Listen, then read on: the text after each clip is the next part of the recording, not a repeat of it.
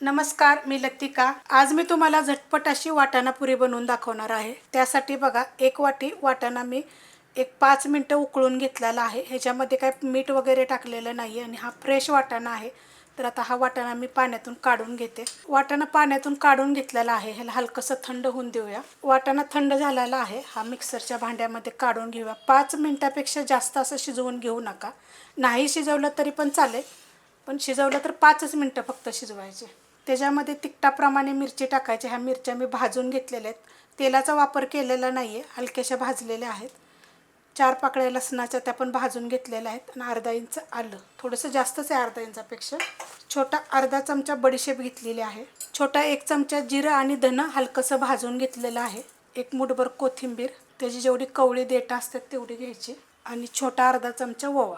आता हे काय करणार आहे, मिक्सरला एकदम बारीक करून घेणार आहे। एकदम बारीक अशी पेस्ट करून घेतलेली आहे। थोडंसंच पाण्याचा वापर केलेला आहे। वाडग्यामध्ये आता हे मी सगळं काढून घेते। पेस्ट सगळी मी काढून घेतलेली आहे। 2 चमचे मी बारीक रवा घेतलेला आहे। मोठा रवा जर असेल तर मिक्सरला फिरवून घ्या, नाहीतर एक 10 मिनिटं भिजत ठेवलं तर चालेल। 1 चमचा बेसन पीठ ह्या चमच्याच्या मापाने घेतलेलं। आता हे चांगलं मिक्स करून घेते। मस्त असं बघा मिक्स करून घेतलेलं आहे। ह्याला मी 5 ते 7 मिनिटासाठी असं ठेवणार आहे, जेणेकरून आपला ह्याच्यामध्ये जे रवा ठेवलेला टाकलेला आहे ना, तो फुगेल चांगला। कमीत कमी 10 मिनिटं बघा मी ठेवला होता। रवा मस्त असा फुगला गेलेला आहे। नंतर काय करायचं माहिती आहे का, जेव्हा आपण हे वाटाणे वगैरे बारीक केले ना, त्यातच 2 चमचे जरी रवा टाकून जरी फिरवला का नाही, तरी लगेच झटपट होईल।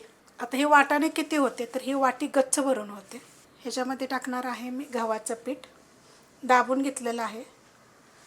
2 वाटी बरोबर पीठ आहे, कारण की दाबून घेतलं होतं मी हे। ह्याच्यामध्ये आता साहित्य टाकूया। चवीप्रमाणे मीठ टाकायचं, थोडंसं एकदम 2 चिमूट मी काळं मीठ घेतलेलं आहे।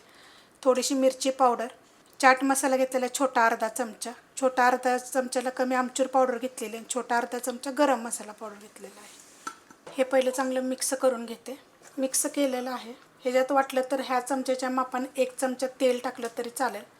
गरम टाकलं तरी चालू शकते, नाही तर कच्चं जरी टाकलं तरी चालेल। ज्या मिक्सरच्या भांड्यामध्ये आपण बारीक करून घेतलं होतं ना, त्यात मी थोडं पाणी घेतलेलं आहे आणि आपल्याला ह्याला घट्ट असं मळून घ्यायचे, जसं पुरीला मळतो तसंच। मस्त असं बघा घट्ट मळून घेतलेलं आहे। त्याला वरनं थोडंसं एकदम तेलाचा हात लावायचं आणि आता लगेच बनवायला घ्यायचं, कारण की ह्याला झाकून ठेवायची गरज नाही आहे। घट्ट मळायचं पण बनवायला घेऊया तर एकदम चपातीसारखं मोठं लाटलं तरी पण चालू शकते आणि अशाच पद्धतीने एक एक गोळा करून जरी लाटलं तरी पण चालेल।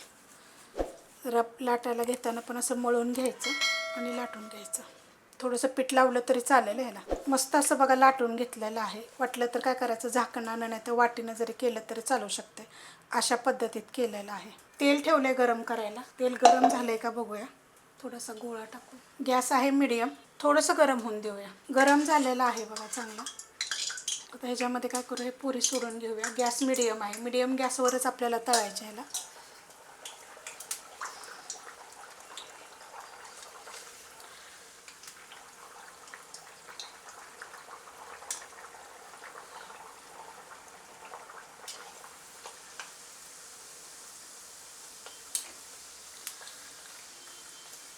अशी थोडंसं डवचत राहायचं।